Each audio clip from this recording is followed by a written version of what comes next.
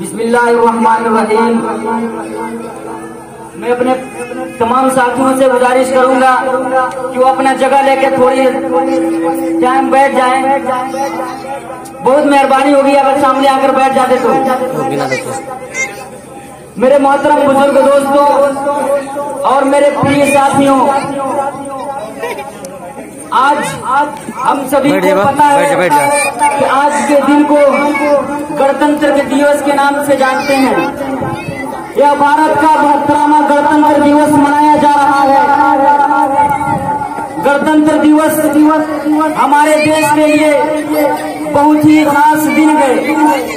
सबसे पहले मैं आप लोगों का शुक्रिया अदा करना चाहता हूं कि आप लोगों ने मुझे इस विशेष अवसर पर मौका दिया है अपने देश के विषय में कुछ कहने का। सबसे पहले मैं आप लोगों का शुक्रिया अदा करना चाहता हूं कि आप लोगों ने मुझे इस विशेष अवसर पर अपने देश के विषय में कुछ कहने का मौका दिया है। देशभक्तों के त्याग, तपस्या और बलिदान की कहानियां 26 जनवरी की पर्व समेटे हुए हैं। 26 जनवरी हमारे देश के लिए बहुत खास दिन है। 26 जनवरी 1950 को हमारे देश में संविधान लागू हुआ और 26 जनवरी 1950 को हमारा देश गणतांत्रिक देश बन गया था। इस दिन की सबसे अच्छी और खास बात यह है कि सभी जाति एवं सभी वर्ग के लोग एक साथ मिलकर गणतंत्र दिवस मनाते हैं। गणतंत्र या रिपब्लिक का अर्थ है अपने राजनीतिक नेता को चुनने का हक देश के लोगों के ऊपर होता है। देश के महान स्वतंत्रता सेनानी नेताओं ने हमारे देश के लिए बहुत कुछ किया।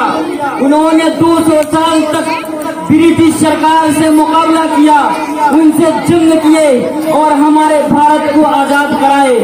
आज उसी का नतीजा है कि हम पूरे भारत में जहाँ चाहे यूपी हो, बिहार हो, चाहे किसी भी स्टेट में चैन से, सुकून से, आराम से रह रहे हैं।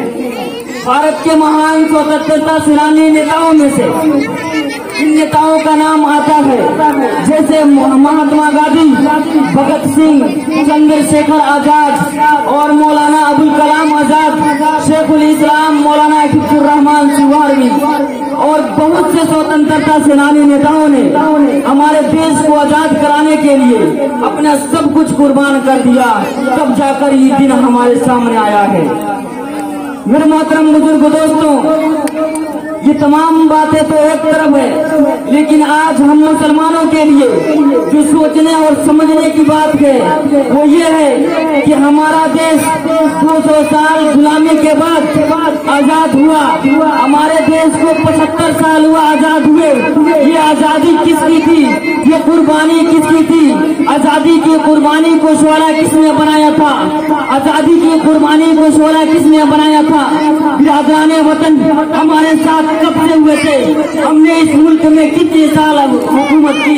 इन सवालों के जवाब आप तारीख की किताब से पूछिए, इतिहास की किताबों से पूछिए।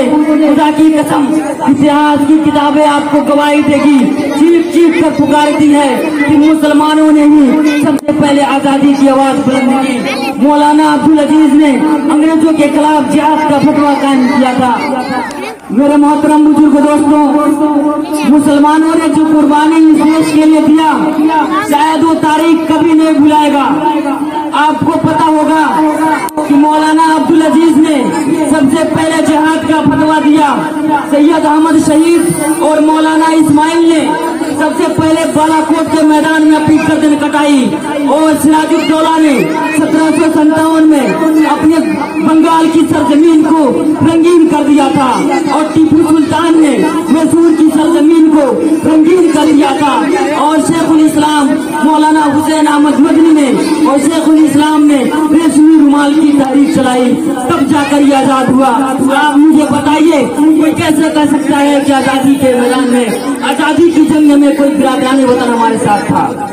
कुशा बिरादरानी वतन जब मौलाना हुसैन अहमद मदनी को फांसी के फंदों पर चढ़ाया जा रहा था, उन्हें जेल में सड़ना पड़ा था, तो क्या कोई था बिरादरानी वतन उन्हें बचाने के लिए? मेरे मोहतरम बुजुर्ग दोस्तों, इतनी कुर्बानियों के बाद आज देखिए भारत ने हमें क्या दिया। आज सोचिए कि कुर्बानी ने हमें क्या दिया। हम देखते हैं तो कहीं आग, कहीं आगू, कहीं खून नजर आते हैं। देश के 75 साल आजादी में कई जितने मुसलमानों के घर वीरान हुए, जितने मुसलमानों ने गर्दनें कटाई, जितने मुसलमानों की औरतें बेवा हुई, जितने मुस्लिम बच्चे यतीम हुए, खुदा की कसम जितने मुसलमानों के तकद्दुस पमाल किए गए, किसी रिलीजन वालों का नहीं हुआ।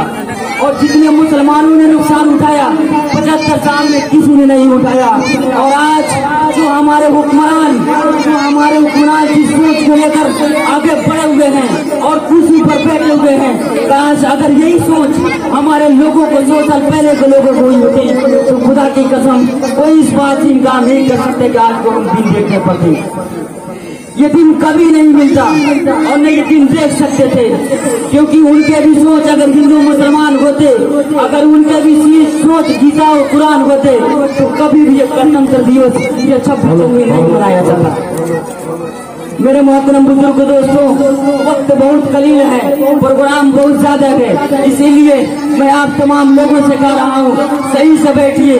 इसके बाद अब एक मुकालमा पेश किया जाएगा, सभी लोग देखने के बाद अपने घर जाएंगे। मैं अपने भाइयों से कहूँगा थोड़ा जगह साफ करके आगे बैठ जाइए, बहुत अच्छा रहेगा। चलिए भाई आगे चलिए, आगे चलिए, ये जगह खाली कर दीजिए।